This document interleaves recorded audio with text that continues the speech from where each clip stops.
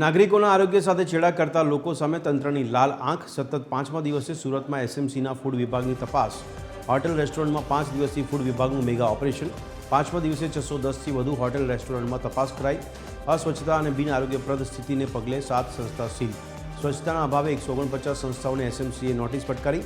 Checking દરમિયાન 750 kilo અખાદ્ય પદાર્થનો નાશ કરાયો. વાસી ખાદ્ય સામગ્રીનો મોટો જથ્થો મળતા તંત્રની કાર્યવાહી. ફૂડ વિભાગે નિયમ ભંગ બદલ ₹4.95 લાખનો દંડ વસૂલ્યો. હોટેલ રેસ્ટોરન્ટમાં અસ્વચ્છતા સામે એસએમસીનું કડક એક્શન. ફૂડ વિભાગની કાર્યવાહીથી હોટેલ રેસ્ટોરન્ટ સંચાલકોમાં ફફડાટ.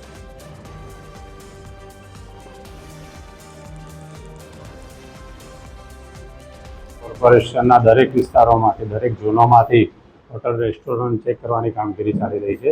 એમાંથી આપણે કાલે હોટલ રેસ્ટોરન્ટ તેમજ ધાબા એવી સંસ્થાઓ 300 જેવી સંસ્થાઓ ચેક કરવામાં આવી અને એમાંથી 149 જેવી સંસ્થાઓને નોટિસ આપવામાં આવી અને 7 સંસ્થાઓ એવી હતી કે જેમાં પ્રોપર અનહાઇજેનિક હોવાથી એમને બંધ કરવામાં આવી છે અને આશરે 750 કેજી અખાદ્ય પદાર્થોનો નાશ કરવામાં આવ્યો છે અને 4,95,000 જેવો અમને વહીવટી ખાતે દંડ વસૂલ કરવામાં આવ્યો.